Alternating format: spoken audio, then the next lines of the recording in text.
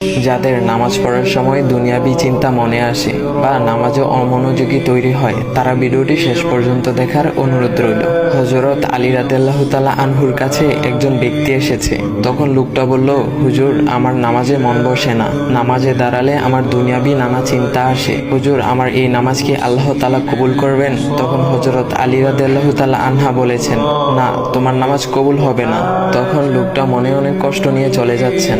এমন সময় রাসূল সাল্লাল্লাহু আলাইহি ওয়াসাল্লাম এসে হযরত আলী রাদিয়াল্লাহু তাআলা আনহুকে জিজ্ঞাসা করলেন, ইয়া আলী, আপনার কাছে লোকটা কেন এসেছিল? এসে দেখি মন খারাপ করে চলে গেল। কেন, কি হয়েছে আমাকে বলুন। তখন আলী রাদিয়াল্লাহু তাআলা আনহু বলেন, তিনি আমার কাছে জানতে এসেছেন যে নামাজে দুনিয়াবি চিন্তা আসলে নামাজ হবে কিনা। আমি বলেছি, না, তোমার নামাজ কবুল হবে না।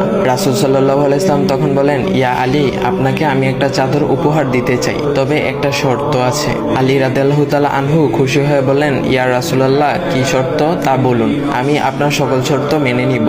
বুঝতেই তো পারছেন রাসূল সাল্লাল্লাহু আলাইহি ওয়াসাল্লামের চাদর বলে কথা। তখন রাসূল সাল্লাল্লাহু আলাইহি ওয়াসাল্লাম বললেন, ইয়া আলী, আপনি যদি এই মুহূর্তে 2 রাকাত নামাজ একনিষ্ঠভাবে পড়তে পারেন দুনিয়াবি সকল চিন্তা দূর করে, তাহলে আমি আপনাকে সেই চাদরটি উপহার দেব। আলী রাদিয়াল্লাহু তাআলা আনহু বলেন, এটা তো সাধারণ ব্যাপার। আলী রাদিয়াল্লাহু তাআলা আনহু তখন নামাজে দাঁড়িয়ে গেলেন আর তিনি নামাজ পড়তে শুরু করলেন। এমন সময় তার মনের মধ্যে শুধু ভাবনা চিন্তা আসতে শুরু করলো, আচ্ছা, আমাকে যে রাসূল সাল্লাল্লাহু আলাইহি ওয়াসাল্লাম যে চাদরটা দিবেন, সেটা কি ফাতিমার চাদর নাকি রাসূল সাল্লাল্লাহু আলাইহি ওয়াসাল্লামের? আচ্ছা, চাদরখানা দেখতে কেমন হবে?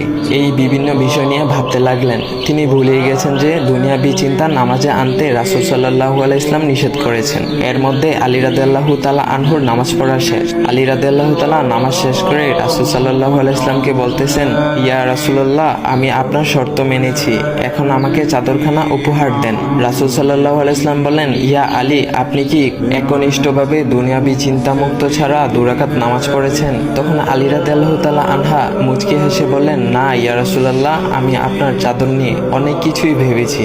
তখন রাসূল সাল্লাল্লাহু আলাইহি ওয়াসাল্লাম বলেন, ইয়া আলী, নামাজ তোমারও হয়েছে, আর তুমি যাকে নামাজ হবে না বলে ফতোয়া দিয়েছো, তার নামাজও আল্লাহ তাআলা কবুল করে নিয়েছেন। শোনো আলী, দুনিয়াবি চিন্তা দ্বারা নামাজ বাতিল হয় না, নামাজ মহান আল্লাহ তাআলা কবুল করে নেন। সকল ফরজ নিয়ম কানুন মেনে নামাজ পড়লে নামাজ হবে ইনশাল্লাহ। তবে আমাদের সকলের উচিত নামাজ আদায় করার সময় একমাত্র আল্লাহকে স্মরণ করে নামাজ আদায় করা। নামাজে দাঁড়ালে দুনিয়াবি চিন্তা মাথায় আসে, এটা শয়তানের একটা ফাঁদ। আল্লাহ তাআলা আমাদের সকলকে শয়তানের কুমন্ত্রণা থেকে হেফাজত রাখুক এবং সঠিকভাবে মনোযোগের সাথে নামাজ আদায় করার মতো তৌফিক দান করুক। সবাই বলি আমিন। চাইলে ভিডিওটা আপনি অন্যদের কাছে শেয়ার করতে পারেন, এতে অন্যদের ভুল ভ্রান্তিগুলো দূর হবে।